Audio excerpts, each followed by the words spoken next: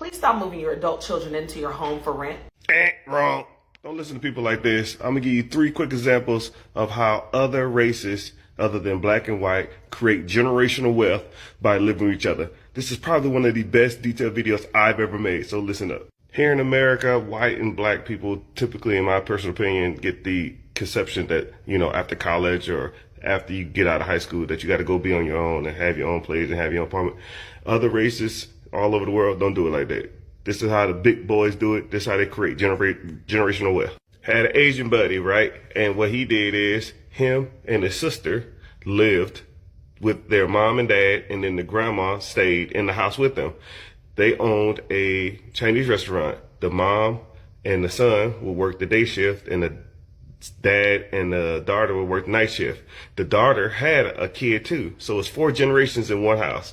And what would happen is the grandma will watch the kids and babysit the kids. So now they don't have daycare, and then they keep everything in the family. So, the mom and dad pays the son and pays the daughter, so they can pretty much live rent free, and they can pretty much, all they got to pay is their car and save up their money. So whenever they get older, they can take over the business and then go put down payment on their house or just inherit the house. That's one.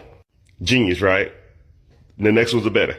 Number 2, I had a Hispanic buddy, right? He lived across the street. We used to drink Coronas together, and it was like 25 of them. And he had a Mac Daddy truck. And I was like, yo, man, you got a Mac Daddy truck? Why don't you go buy your own house? He said, shit, man, I pay $100 in rent here, right? I get $1,000 a week. I take my $1,000 a week after I pay my truck, and I send all my money back to Mexico. 3, 4, 5 years, right? I have about $100,000 to $150,000 save up. I'm gonna buy me a nice little house down there, and I'm living the rest of my life. I'm good. I was like, damn, that's fucking genius. Why don't other people do that? Say, hey, Holmes, I don't know. That's number 2. Third one's the best one.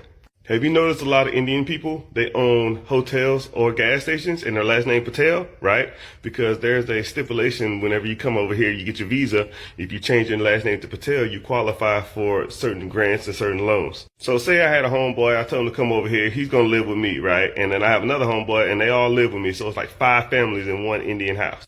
I already got my visa and I already got approved for my loan, so I got me a hotel. They all work at the hotel with me, and they save up their money, and then they work on their visas. And they work on their loans, because you don't have to pay the loan back if you come from certain countries for like 5 years for your hotel or your gas station, right? So by the time they get approved, then they move out, and then they buy their own house, and then they move people from Pakistan or India into their house, and now it's 5 families in there.